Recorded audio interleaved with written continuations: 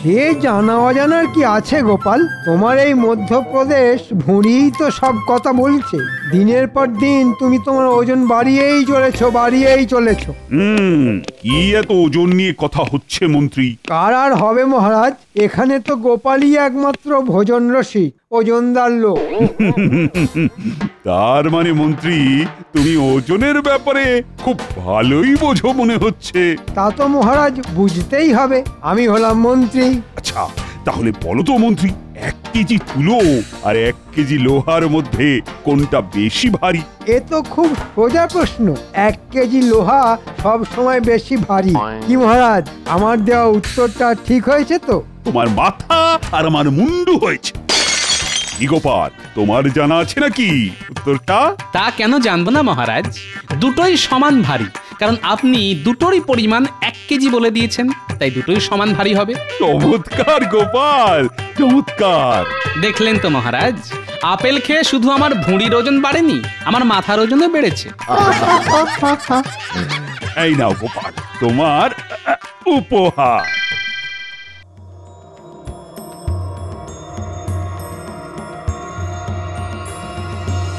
কি গো, তখন থেকে তুমি এপাশ আর ওপাশ করছো কেন বলো তো? রাগে আমার সারাটা গা জ্বলে যাচ্ছে। কেন কেন, কি হলো আবার? মহারাজ, এই একটা সামান্য প্রশ্নের উত্তর দেওয়ার জন্য গোপালকে একটা গয়না উপহার দিল। সে কি গয়না? হ্যাঁ, তোমার একটা ভালো দেখে গয়না দাও তো। আমার গয়না দিয়ে তুমি কি করবে? এই দাও দাও, আমার মাথায় এমন একটা বুদ্ধি এসেছে যাতে এবার গোপালের মহারাজের কাছ থেকে উপহার পাওয়া তো দূরের কথা, রাজসভাতেও আসা বন্ধ হয়ে যাবে। তুমি আমাকে এখন একটা গয়না দাও, কালকে দুপুরের মধ্যে তোমার গয়না তুমি ফেরত পেয়ে যাবে। তোমাকে শুধু আমি যেরকম বলছি তুমি সেরকম করবে। আচ্ছা ঠিক আছে, ঠিক আছে।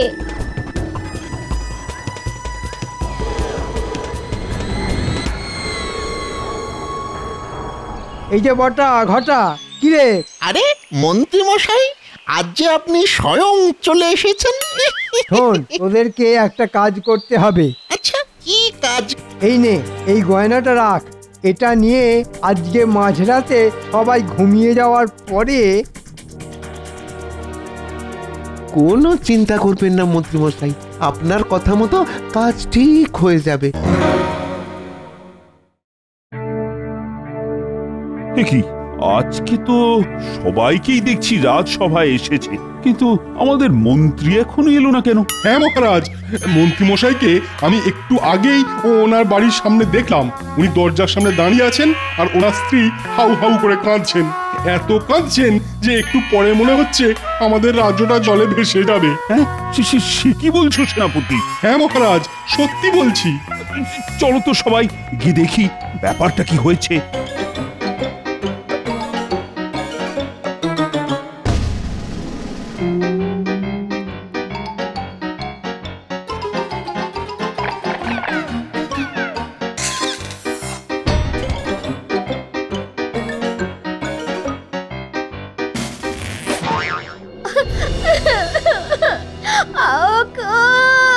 আমার কি সর্বনাশ হলো গো!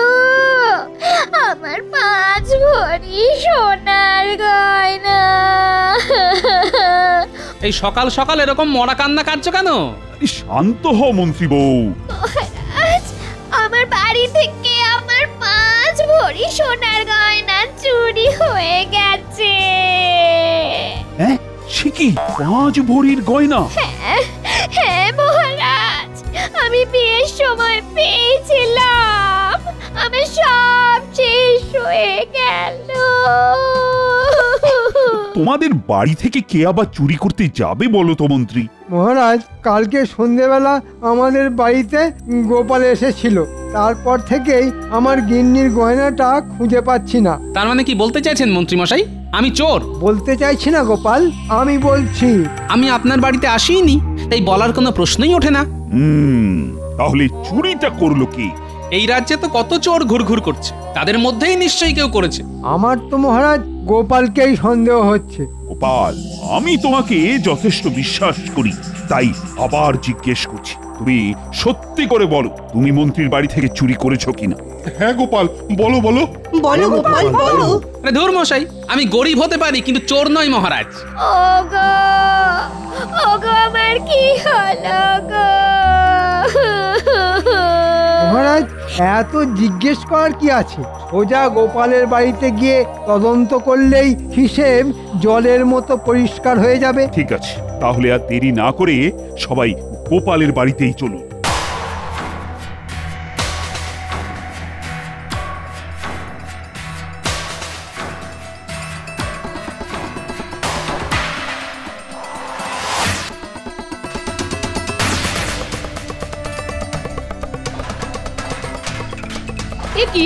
কি আপনারা আমার ঘরে এইরকম ভাবে সব কিছু লন্ডভন্ড করছেন কেন?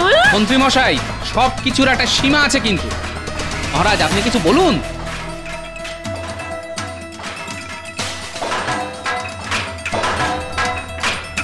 আপনারা ঘরের ভিতরে খোঁজাখুঁজি না করে বাইরে আসুন।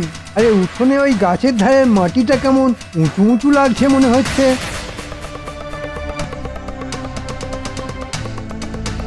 তাহলে এটা খুঁড়ে দেখুন তো। যেখানে দেখবে মাটি খুঁড়ে খুঁড়ে দেখো, সেটি পেলেও পেতে পারো 5 ভরি সোনার হার। এই তো আমার সোনার হার, এই তো। এই তো এই তো এই তো আমার গিন্নির সোনার গয়না। হ্যাঁ, শেষে গোপাল করলো চুরি। ছি ছি ছি ছি গোপাল, ছি, তুমি এত নীচ কাজ করতে পারবে আমি স্বপ্নেও ভাবিনি। এই জঘন্য অপরাধের জন্য তোমাকে আমি আগামী 1 মাস এই রাজসভা থেকে বহিষ্কার করলাম। এরকম করবেন না মহারাজ, আমি না খেতে পেয়ে মরে যাব। ও মহারাজ, আপনি এরকম করবেন না মহারাজ, করবেন না। মহারাজ মহারাজ, আমি কোনো অপরাধ করিনি, এই সব কিছু মন্ত্রীর চক্রান্ত। আমি কোনো কথা শুনতে চাই না, না না না না না। আগামী 1 সপ্তাহ যেন তোমার মুখ না দেখি। চলো চলো তো সবাই।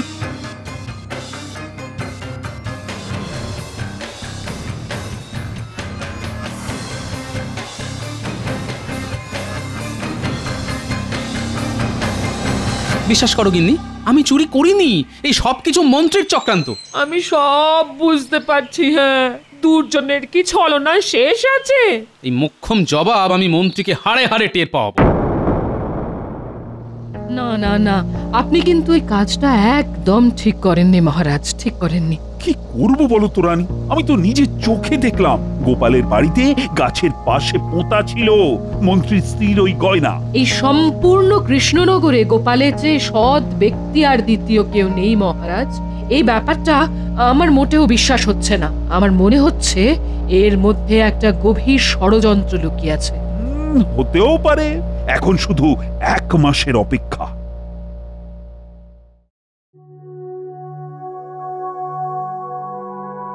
কি মহারাজ, আপনি এরকম মনমরা হয়ে বসে আছেন কেন?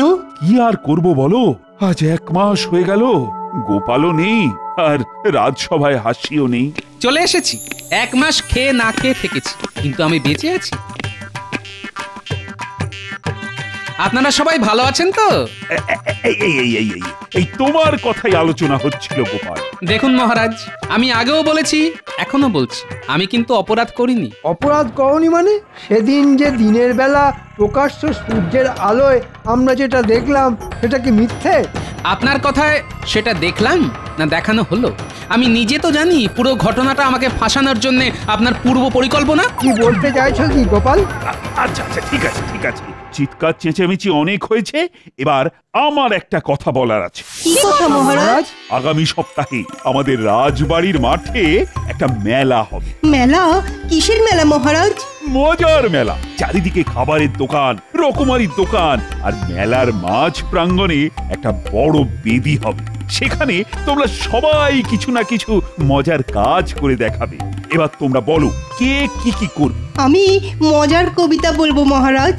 আমি মহারাজ সুস্থ মানুষকে পাগল বানিয়ে দেখাবো। কি যাতা কথা বলছো বলো তো গোপাল, এই কখনো হতেই পারে? সেটা না হয় মেলার দিনই মিলিয়ে নেবেন, আমি পারি কি পারি না। বেশ, তুমি যদি এই কাজটা করে দেখাতে পারো তাহলে তোমাকে 50 মোহর উপহার দেব। ঠিক আছে মহারাজ।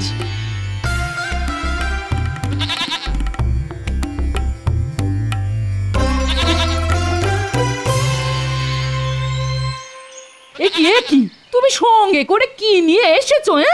এ হলো 5 মোহরের ছাগল। এই ছাগলই আমাকে 50 মোহর এনে দেবে। কি যা তা কথা বলছো? তোমার মাথাটা কি খারাপ হয়ে গেছে নাকি? মাথা খারাপ করব একজনের, তাই এই ব্যবস্থা। শোনো, কি করতে পারবে তো কাজটা? পারবো মানে? ভাবো পেরে গেছি। তোমার সম্মান নিয়ে ছেলে খেলা, এর আমি শেষ দেখে ছাড়বো। কি মন্ত্রী গিন্নি, কেমন আছেন? আজকাল তো এই ঘাটে আপনাকে দেখতেই পাই না। কি করে দেখতে পাবে বলো?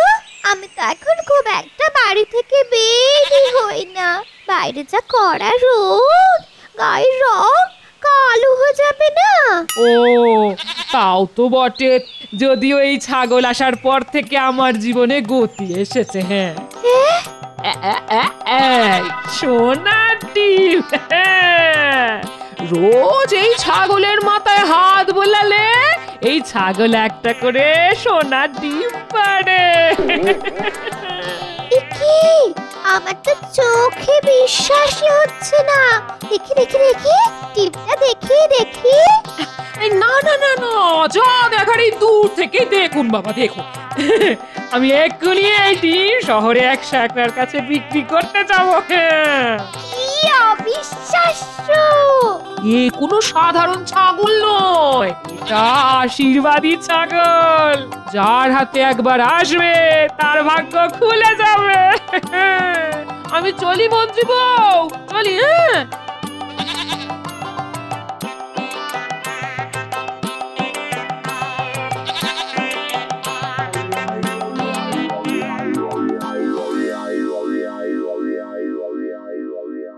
সেই কখন জল আনতে গেছো, এদিকে ফেরার নামগন্ধ নেই। আরে বাবা, জল আনতে গিয়ে যা খবর এনেছি না, শুনে চোখ ছানা বড়া হয়ে যাবে। কি বলতে চাইছো বলো তো, একটু খোলসা করে বলবে। আরে আরে আর বললো না, গোপাল বউয়ের কাছে দেখলাম একটা ছাগল। ছাগল তো কি হয়েছে? এমন করছো যেন বাঘ নিয়ে ঘোরাঘুরি করছে। আরে বাবা, এই ছাগল যে সে ছাগল না, এই ছাগল হলো সোনা ডিম পাড়া ছাগল। হ্যাঁ, সে কি সোনার ডিম পাড়া ছাগল? আরে হ্যাঁ গো হ্যাঁ, ওটা আশীর্বাদী ছাগল। রোজ সকালে মাথায় হাত বুলোলে একটা করে সোনার ডিম দেয়। আমি নিজের চোখে সেই ডিম দেখে এসেছি। কি সুন্দর সোনার ডিম! ওগো, এরকম চলতে থাকলে তো গোপাল কদিন পরে তোমার থেকেও বেশি বড় লোক হয়ে যাবে। সে কি বলছো গিন্নি? শোনো না, যে করেই হোক আমার ওই আশীর্বাদী ছাগল চাই। পাবে গিন্নি, পাবে। ওই ছাগল দিয়ে আমি এক ঢিলে 2 পাখি মারবো। কদিন পরে মজার মেলাতে খেল দেখাবো, আর তারপর থেকে ঘুরে যাবে আমার ভাগ্যের চাকা। শোনো গিন্নি, কাজ তো অর্ধেক হয়ে গেছে।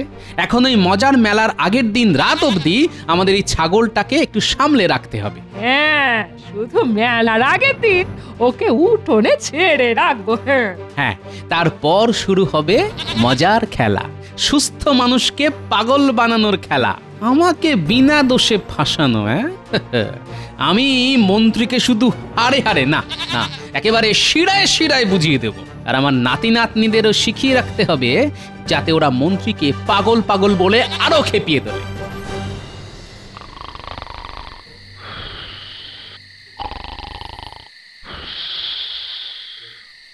ঘটা, খুব সাবধানে কাজ করতে হবে কিন্তু।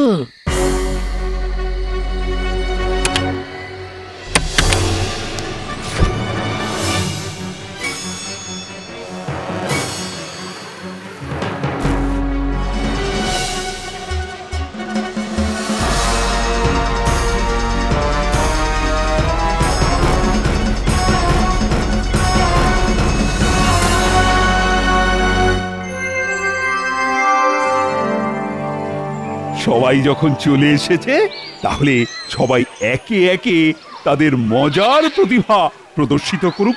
শোনো শোনো শোনো, শুরু হতে চলেছে মজার মেলার মজার প্রতিযোগিতা। সবাই হাততালি। সবার প্রথমে মজার প্রতিভা দেখাবেন আমাদের বিজ্ঞানী।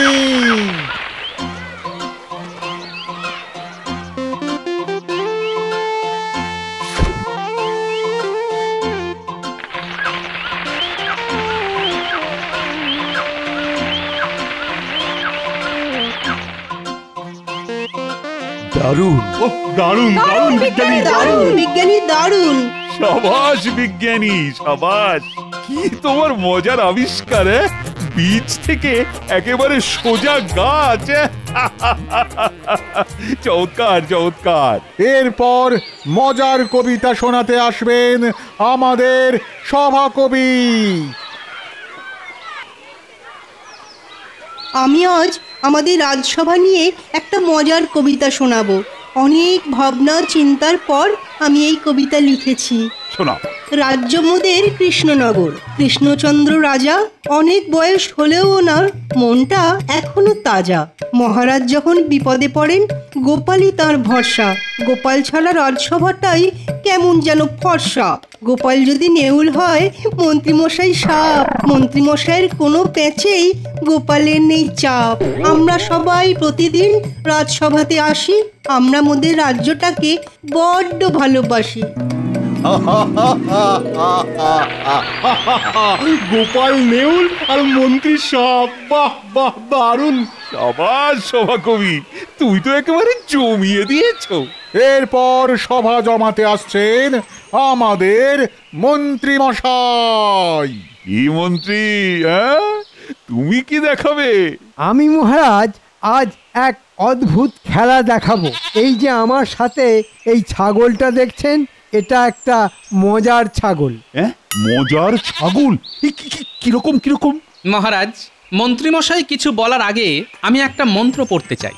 এতে আমাদের সুস্থ মন্ত্রী একটু পরেই পাগল হয়ে যাবে।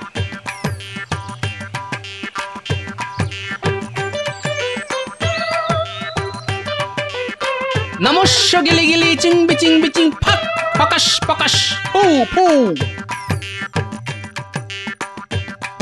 যত সব। শুনুন মহারাজ, আমি এবার এই ছাগলের মাথায় হাত বোলাবো আর দেখবেন ছাগল একটা সোনার ডিম দেবে। ছাগল সোনার ডিম দেবে? দেখছেন মহারাজ, মন্ত্রীমশাই কিরকম পাগলের মতো কথা বলা শুরু করে দিয়েছে। এই সব কিছু আমার ওই জাদু মন্ত্রের খেলা। কে বলেছে আমি পাগলামি করছি? আমি এক্ষুনি প্রমাণ করে দিচ্ছি। দেখো এই ছাগল ডিম দেয় কিনা। এই যে বাবা, ডিম দে তো, দে না বাবা, সোনার ডিম দে না, দে। এই মরেছে, এই ছাগলটা ডিম দিচ্ছে না কেন? এ কি মন্ত্রী মশাই, কি আজে বাজে কথা বলছেন? আপনি খুব দুষ্টু। এই তখন থেকে তোকে বলছি সোনার ডিম দে। ওরে দে না বাবা, রোজ সকালে তো মাথায় হাত বোলারে দিস, আজকেও দে না। মহারাজ, মন্ত্রীমশাইয়ের কথায় কিন্তু অনেক অসঙ্গতি দেখা দিচ্ছে। দেখুন মহারাজ, এই শেষবারের মতো বলছি, ডিম দে, দে সোনার ডিম দে। এই ছাগল দে না রে। মন্ত্রীর মাথায় তো সত্যি সত্যি ওই মনোযোগ দেখা যাচ্ছে, ওনার চিকিৎসার প্রয়োজন। আমি তো কারোর সামনে বলতে পারবো না যে এটা আমি চুরি করেছি, তাও আবার গোপালের বাড়িতে। ওরে ওরে ডিম দে না রে। মন্ত্রী মশাই মনে হচ্ছে পাগল হয়ে গেছেন। আরে আমারও তো তাই মনে হচ্ছে। মন্ত্রী মশাই পাগল পাগল পাগল পাগল। আমাকে পাগল বলবি না বলে দিচ্ছি, আমার মাথা গরম হয়ে যাচ্ছে কিন্তু। আমাদের মন্ত্রী পাগল পাগল। তবে রে ওরে এবার মনে হচ্ছে সত্যি মাথাটা গেছে। মন্ত্রী, তোমার মাথার সমস্যা দেখার জন্য আমি তোমাকে 3 মাস বিশ্রাম দিলাম। তুমি বাড়ি যাও, চিকিৎসা করাও নিজে। না মহারাজ, আমি পাগল নই, বিশ্বাস করুন আমি পাগল নই। না না না না না, নিঃশ্বাসে বিশ্বাস আছে, কিন্তু পাগলে নেই। মহারাজ, আমার 50 মোহর উপহারটা। এই নাও, তুমি সত্যি প্রমাণ করেছো গোপাল যে তুমি সবকিছুই পারো।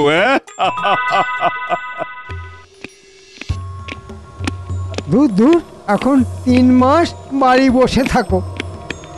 3 মাস বেতন পাবো না, এ নিশ্চয়ই গোপালের কোনো চাল। ঠিকই ধরেছেন মন্ত্রী মশাই, আমার চাল। আমি জানতাম আপনি এবং আপনার গিন্নি আমার পাতা ফাঁদে পা দেবেন, তাই এটা করেছি। আমি বিনা দোষে 1 মাস বাড়ি বসেছিলাম, আর এখন আপনি 3 মাস বসে থাকুন। গোপাল লক্ষ্মীটি, তুমি আমাকে বাঁচাও ভাই। 3 মাস বসে থাকলে না খেতে পেয়ে তার আগেই মরে যাব। বাঁচাতে পারি যদি আপনি মহারাজকে সব সত্যি কথা বলেন। ঠিক আছে, সব বলবো। চলুন তাহলে মহারাজের কাছে।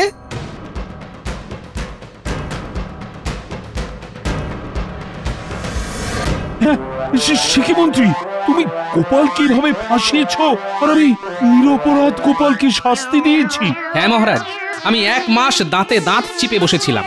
মন্ত্রী, তোমাকে আমি রাজসভা থেকে সারা জীবনের জন্য বরখাস্ত করলাম। যাও, তুমি বেরিয়ে যাও।